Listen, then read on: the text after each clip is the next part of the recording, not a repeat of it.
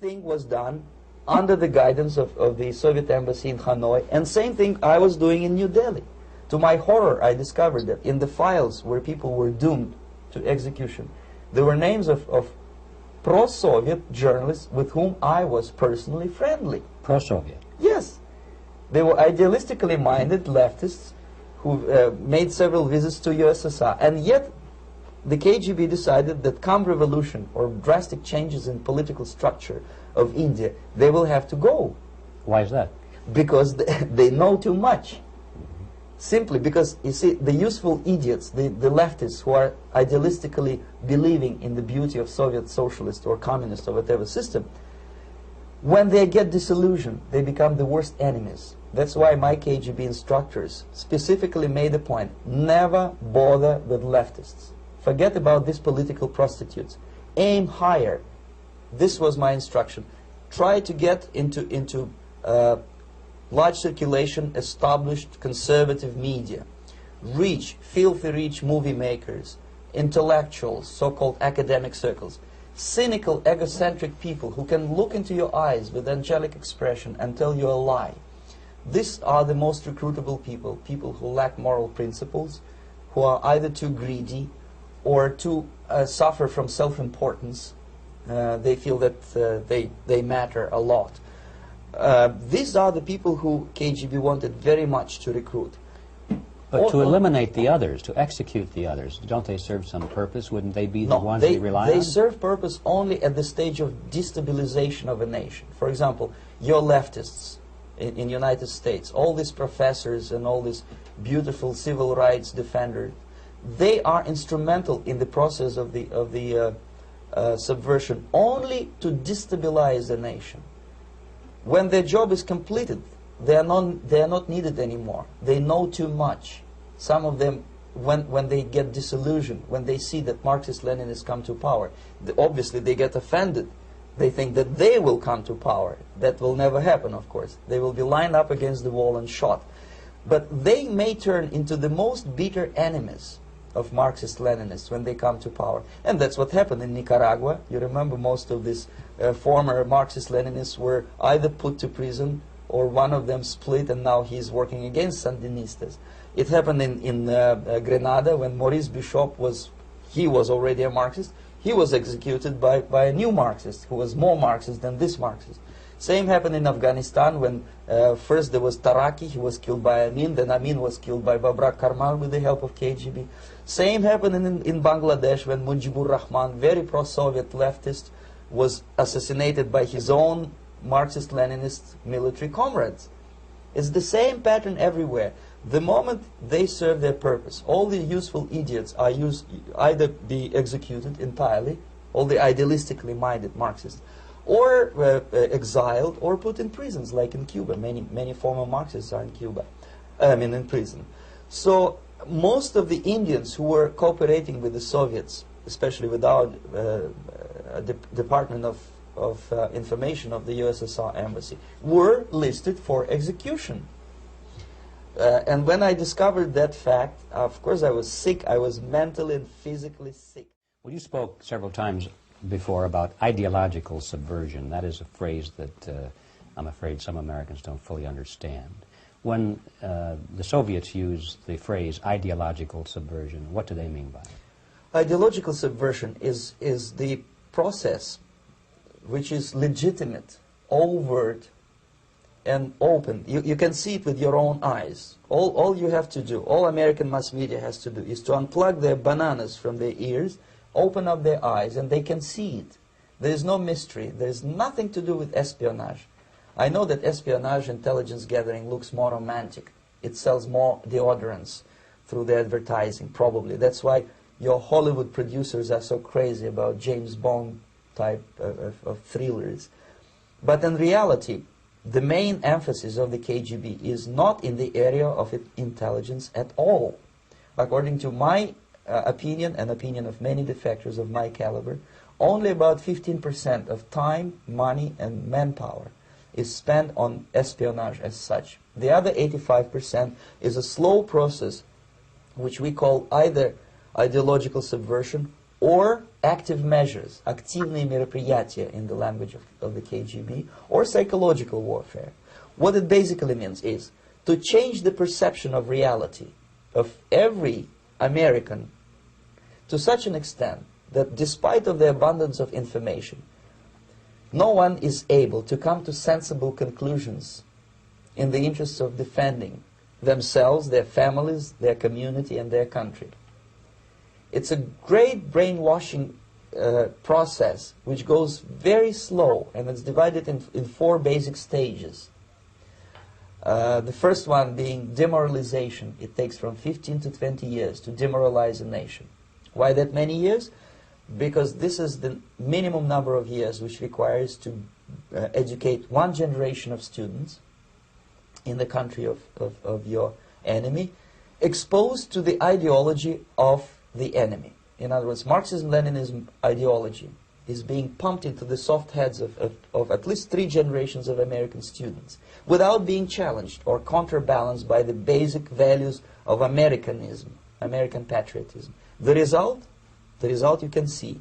Most of the people who graduated in the 60s, dropouts or half-baked intellectuals, are now occupying the positions of power in the government, civil service, business, mass media, educational system.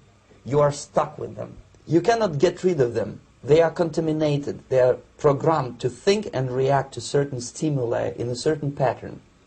You cannot change their mind, even if you expose them to authentic information, even if you prove that white is white and black is black. You still cannot change the basic perception and the logic of behavior. In other words, these people, the process of demoralization is complete and irreversible. To get rid society of these people, you need another 20 or 15 years to educate a new generation of patriotically minded and common sense people who would be acting in favor and in the interests of United States society. And yet these people who've been programmed and, as you say, in place and Yes. who are favorable to an opening with the Soviet concept, these are the very people who would be marked for extermination in this country? Most of them, yes. Simply because the psychological shock when they will see in future what the beautiful society of equality and social justice means in practice, obviously they will revolt. They will be very unhappy, frustrated people.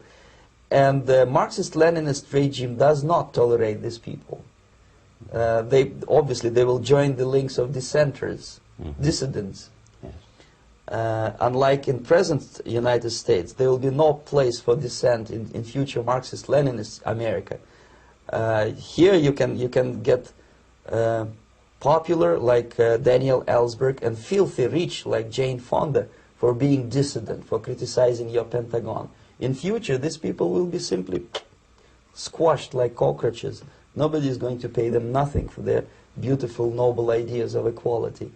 This they don't understand, and it will be a greatest shock for them, of course. The demoralization process in the United States is basically completed already. For the last 25 years. Actually, it's overfulfilled, because demoralization now reaches such areas where previously not even Comrade Andropov and all his experts would even dream of such a tremendous success. Most of it is done by Americans to Americans, thanks to lack of moral standards. As I mentioned before, exposure to true information does not matter anymore. A person who was demoralized is unable to assess true information. The facts tell nothing to him. Even if I shower him with information, with authentic proof, with documents, with pictures, even if I take him by force to the Soviet Union and show him concentration camp, he will refuse to believe it until he is going to receive a kick in his fat bottom. When a military boot crashes his balls, then he will understand, but not before that. That's the tragic of the situation of demoralization. So basically America is stuck with demoralization, and unless, even if you start right now, here, this minute, you start educating new generation of Americans, it will still take you 15 to 20 years to turn the tide of ideological perception of reality back to normalcy and patriotism. The next stage is destabilization. This time, subverter does not care about your ideas and the patterns of your consumption. Whether you eat junk food and get fat and flabby, doesn't matter anymore. This time, and it takes only from 2 to 5 years to destabilize a nation, what matters is essentials: economy, foreign relations, defense systems. And you can see it quite clearly that in some areas, in such sensitive areas as defense and economy, the influence of Marxist-Leninist ideas in the United States is absolutely fantastic. I could never believe it 14 years ago when I landed in this part of the world that the process will go that fast.